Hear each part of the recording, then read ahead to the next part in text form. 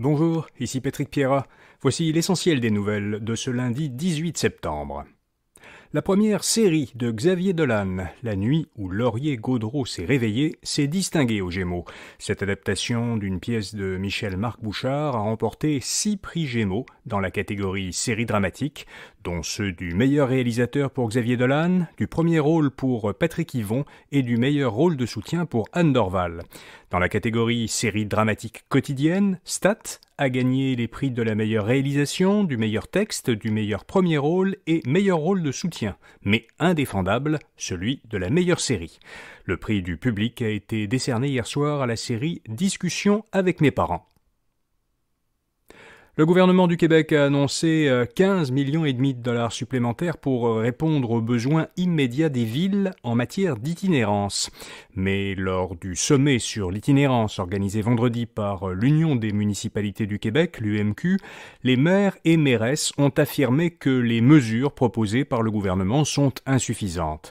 Selon une étude réalisée par la firme App Eco pour l'UMQ, si Québec ne prend pas d'autres mesures, l'itinérance coûtera aux municipalités 450 millions de dollars d'ici 2027. Justin Trudeau a convoqué aujourd'hui les dirigeants des grandes chaînes d'épicerie. Il leur demande de stabiliser les prix des produits dans leurs magasins. Si les efforts des grandes chaînes sont jugés insuffisants, Ottawa n'exclut pas de recourir à des mesures fiscales. Par ailleurs, le gouvernement fédéral veut modifier la loi sur la concurrence. Cette révision permettrait notamment au Bureau de la concurrence de prendre des mesures contre les ententes qui, selon Ottawa, étouffent la concurrence et limitent les choix des consommateurs.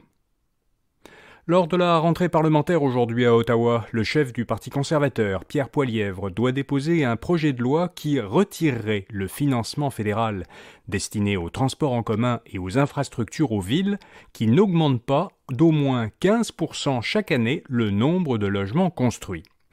Les conservateurs souhaitent aussi réduire les primes et les salaires des employés de la Société canadienne d'hypothèques et de logement, la SCHL, s'ils mettent plus de 60 jours pour approuver les demandes de financement des programmes de logement. Le gouvernement fédéral fournira 33 millions de dollars d'aide militaire supplémentaire à l'Ukraine. Le Canada contribuera à un partenariat dirigé par le Royaume-Uni pour fournir à l'armée ukrainienne des missiles de défense aérienne. Ces missiles doivent permettre à l'Ukraine de se défendre contre les attaques de la Russie. Aux États-Unis, près de 13 000 employés de l'industrie automobile sont en grève. 3 usines des principaux constructeurs automobiles américains, une usine de General Motors, une de Ford et une de Stellantis, sont à l'arrêt depuis vendredi.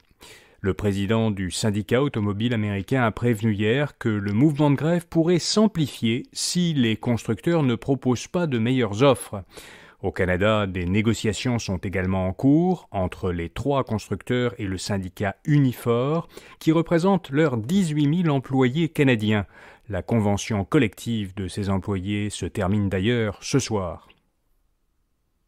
Un sondage de la Banque de développement du Canada montre que les attentes des consommateurs canadiens ont beaucoup évolué depuis d'autres sondages similaires il y a 10 ans et 7 ans.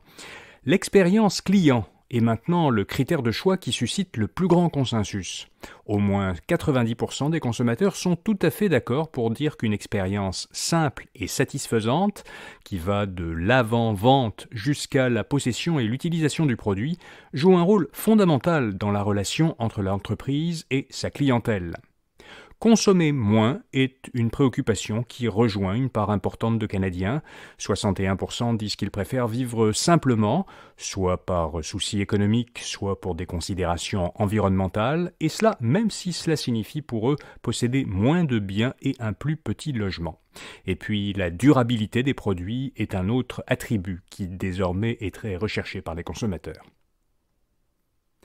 Métro Média sera mise en faillite dans les prochains jours. Le PDG de l'entreprise montréalaise, qui publiait le journal Métro et 16 hebdomadaires locaux, a annoncé hier que la décision de procéder à la cession volontaire des actifs de l'entreprise avait été entérinée. Métro Média avait annoncé le mois dernier la suspension immédiate de ses activités. CGI a obtenu de Couche-Tard un contrat de 380 millions de dollars, un contrat d'une durée de 10 ans. L'entreprise montréalaise spécialisée dans les technologies de l'information fournira, la chaîne québécoise de dépanneurs, lui fournira des services de soutien à son infrastructure numérique. Et puis, comme chaque lundi, InfoBref vous fait découvrir une jeune entreprise québécoise innovante. Aujourd'hui, Maxa, une PME montréalaise. Elle a développé un service logiciel qui automatise la gestion des données transactionnelles des entreprises. Ce logiciel peut se connecter à tous les progiciels de gestion intégrés, ce qu'on appelle en anglais des systèmes ERP, pour y collecter les données et en faire une présentation visuelle. Le logiciel de Maxa utilise l'intelligence artificielle pour automatiser les prévisions, analyser certaines données qui sont difficilement visibles autrement et prioriser l'analyse des données qui sont anormales. Pour en savoir plus sur Maxa, allez lire son portrait à infobref.com. Voilà, vous savez l'essentiel. Bonne journée et à demain matin.